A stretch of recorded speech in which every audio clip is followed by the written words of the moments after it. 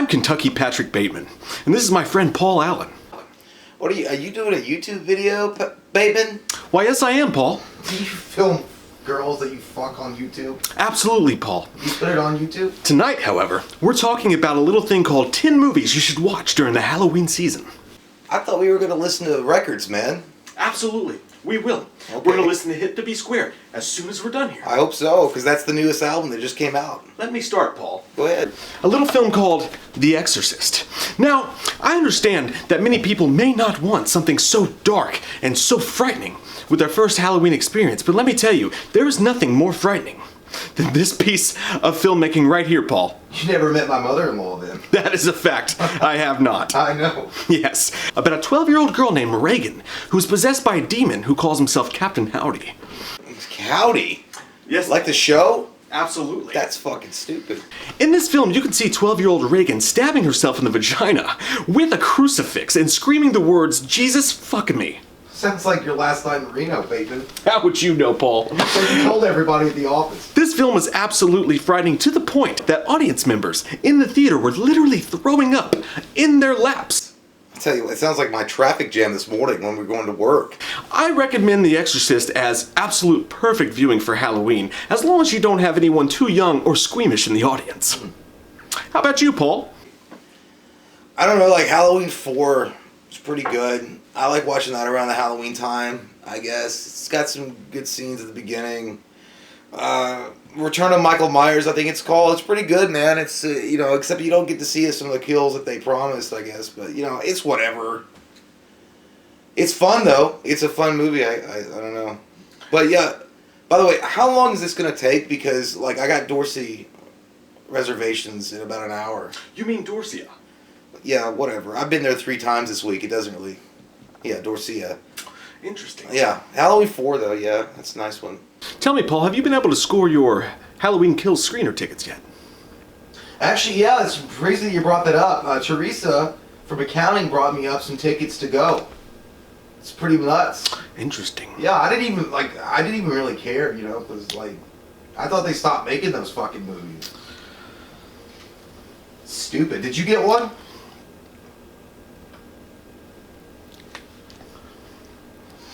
My next choice No. will be A Nightmare on Elm Street, directed by Wes Craven. This film brought people to their knees in the audience. You see, the difference, Paul, between Freddy Krueger and Michael Myers and Jason Voorhees is that Freddy Krueger is able to attack his victims' dreams. And as we all know, there's one thing you can't escape, Paul, and that's your own sleep. I guess so. I mean, you're putting me to sleep, Bateman. Come on, where's the Huey Lewis news? It's coming, Paul. God. Do you have any other films, Paul, that you'd like to see on Halloween? I don't know. I'd like to see a girl's tits on Halloween. Come on, Bateman. When we talk about movies like a children for. I mean, I remember there was a movie came out. He rode around on a patch, Pumpkinhead. It was a good. I liked it a lot. It was like one of those Grimm's fairy tale. I don't know. I remember this one chick was fingering her pretty decent in the theater, and we were watching Pumpkinhead. But I did like it a lot. It was pretty cool. It was a good movie. It had a lot of ingenuity, I guess. And Stan Winston's a god. That's true, Paul. That's absolutely true. Let me point you in the direction of another film that I'd love to watch during the Halloween season. Can you point me in the direction of some more Jack Daniels? Sure. Just below the cabinet there to your right, Paul. Thanks a lot. Now, Paul, let me ask you a question. What's that, Bateman? How do you feel about haunted house films? I guess. As we've not spoken yet about any haunted house films yet, I've got to point you in the direction of a little film I like to call Poltergeist. Now, Poltergeist was directed by Tobe Hooper, but Tobe Hooper. Isn't he the guy that we fired last year from the maintenance crew? No, Paul. Tobe Hooper was the director of this film, but many people say that Steven Spielberg, yes, that Steven Spielberg, had a hand in the filmmaking of this. Jaws. What resulted in this was a mix mash of a dark horror film mixed with the entertaining blockbuster kind of film we've known to expect from Steven Spielberg himself. Bateman, do you have Coke or not? I do, Paul. Poltergeist is a film, Paul, that will scare the daylights out of you that comes in at a lowly PG rating. I believe that's because of Spielberg's influence mixed with Tobe Hooper's influence that provided something that is unmatched in the world of haunted house gatherings. I'll tell you what scares my socks off, Bateman. Is the taxes that keep coming from all the pathetic poor people that we have to support with these new laws. Reagan is being a complete asshole. Cool it with the anti-Semitic remarks. I didn't say anything about Jews. What's another film you like to watch during Halloween, Paul? Oh my God, Bateman, there better be the best yayo ever. Event Horizon. Yeah, it's about a fucking spaceship that got lost and there was ghosts on it and people wouldn't look for it and then it went to hell and it was alive. And that guy from Jurassic Park was in it and he was like, I'm the captain. Neill. Yeah, that guy, yeah. You know what? He looks like my abusive, stepdad. I didn't like him. But yeah, it was a good movie, I guess. It had some good, and that one guy from The Matrix was in it too. Lawrence Fishhead? Fishburne. Burn, yeah. That guy was in it. I liked it a lot. Interesting. It was cool. Let me tell you, I've been pretty standard in my choices tonight. Great. Yes, I have. Not the only thing you're standard in, Bateman. I've seen your reports. On the QED reports. God. There's so many people talking about you.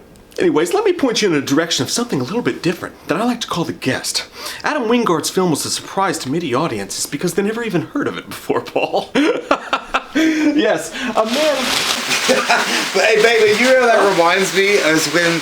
Remember that one time that you were trying to get tickets to go see Halloween Kills and they didn't know who you were at the door?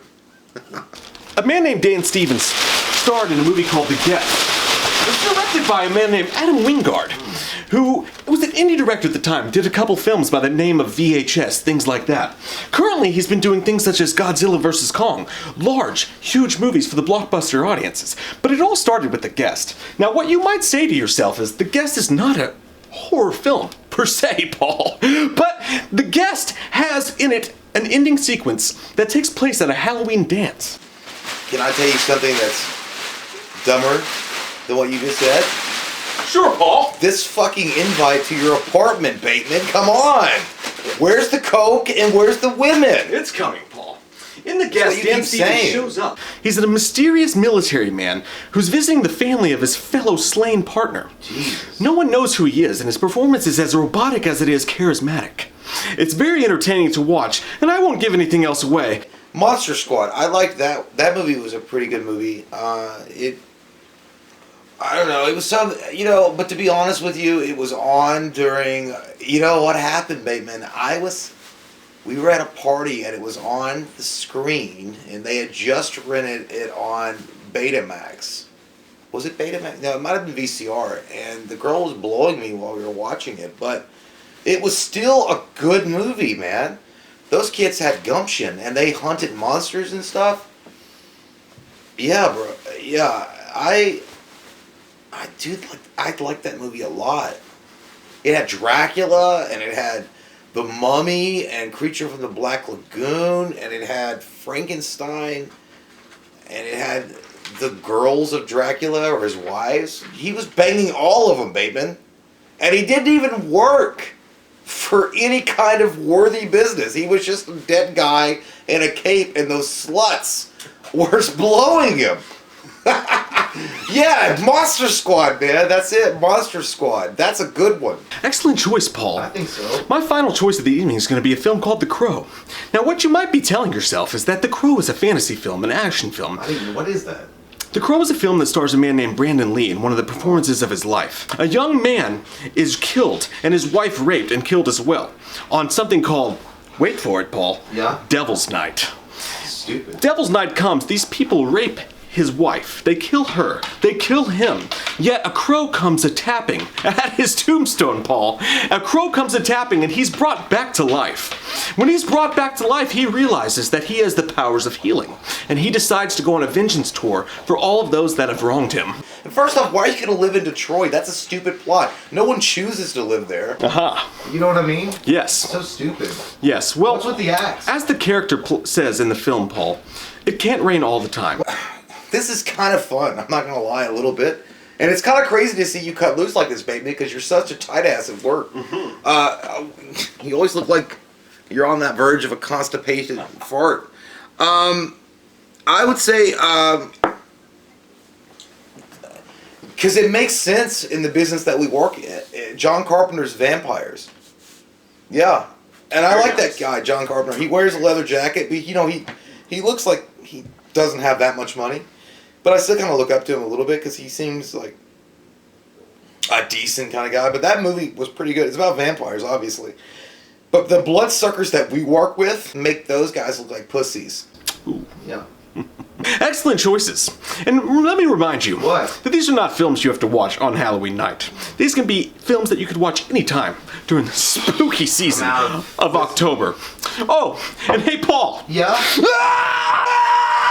Good luck getting your Halloween Kills screening tickets now, you stupid fucking bastard!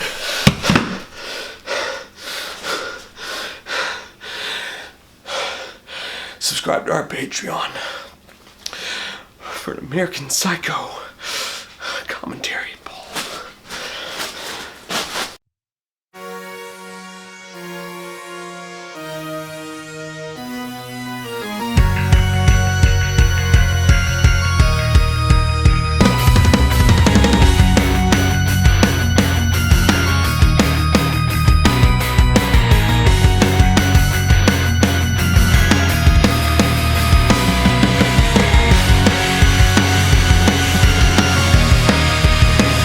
Hey guys, this is Mark Wahlberg, and I just wanted to take a second to talk to you about We Watched a Movie.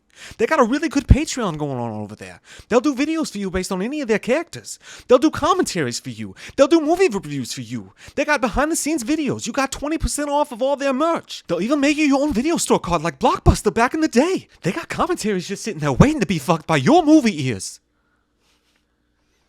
I'll put the link below. We gotta outrun the wind.